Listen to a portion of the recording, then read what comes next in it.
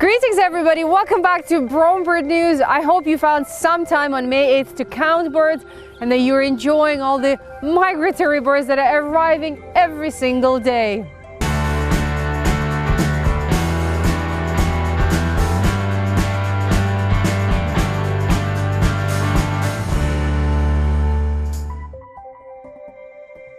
Let's do a quick follow-up on our previous episode about woodpeckers attacking people's houses and other structures.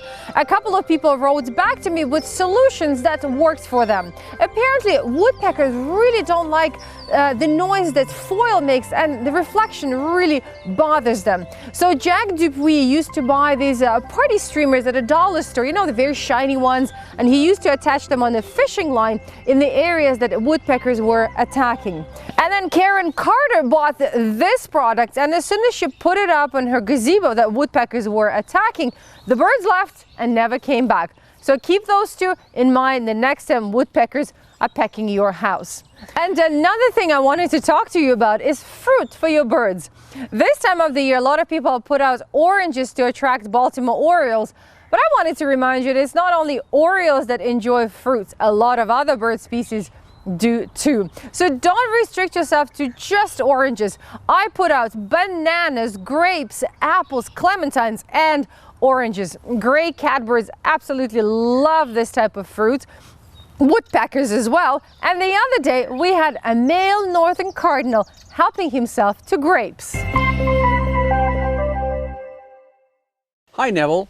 A great question about those flashy white eyelids in the black-billed magpie and the American dipper, which is my favorite songbird along with the Canada jay. But we have to be careful here because we are in fact talking about two very different eyelids.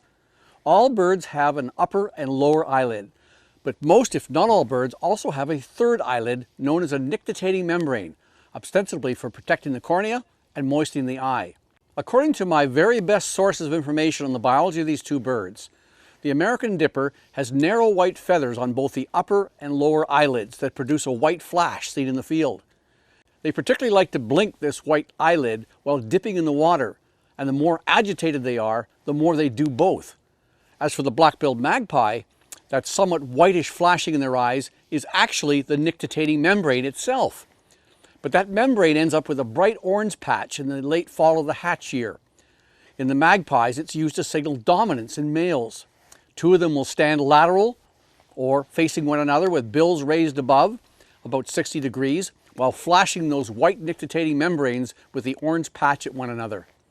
Apparently they're able to flash them independent of one another, doing it only on the side facing their opponent. Back to those dippers.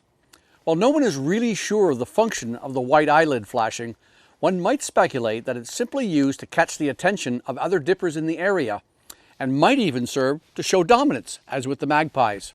Sounds like a great study for a master's degree thesis. I'm sure at one point or another, all of us felt like changing our appearance maybe a little bit to attract a potential mate. Well, male tanagers have learned to take it to the next level of deception. Female tanagers, just like a lot of other female birds, choose their mates depending on how flamboyant their feather colors are.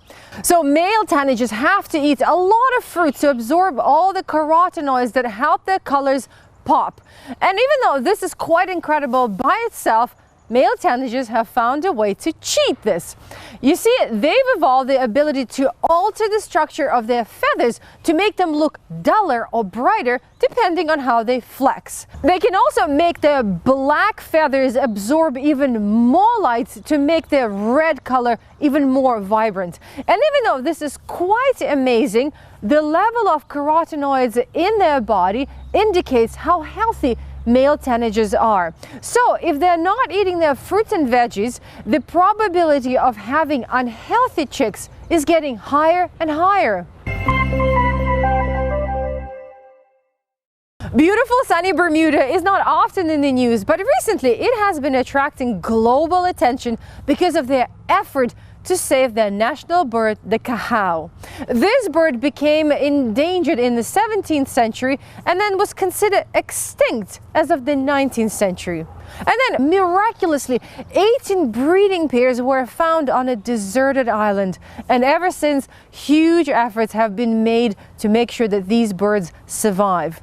The main focus of the conservation is on a small island called Nonsuch. This island also has all of the wildlife that's native to Bermuda, so it's a very important island. One biologist actually lives on the island, and he makes sure that the island is safe for the birds. He's also built permanent nesting areas for these birds. He installed webcams so that other biologists and people from around the world can tune in and see what's happening. And then when adult cahows leave the island and breed somewhere else, scientists pick up the whole nest and take the chicks right before they fledge and bring them back to Nonsuch. And then when birds do learn to fly, they imprint the area and come back to breed on that island. And so far, everything's been going really well.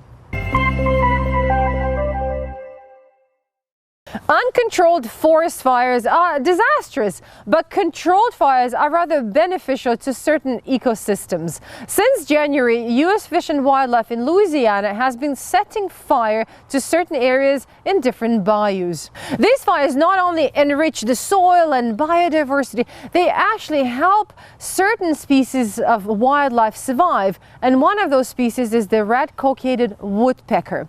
These woodpeckers nest in old pines only, so when the undergrowth becomes too high, it makes it easier for snakes and other predators to climb up the trees and destroy their nests. So burning all the brush under the old pine trees in Louisiana has actually become kind of a necessity that helps red-cockaded woodpeckers survive. Did you know that the M in May is for migratory birds? No, I'm just joking. But May is such a wonderful month here. This is when we see a lot of migratory birds. That's why we dedicated the month of May to migratory birds in our photo contest, and it was absolutely spectacular. This photo contest, we actually have 6 in the top 5, and there is a tie for the first place. Let's check them out.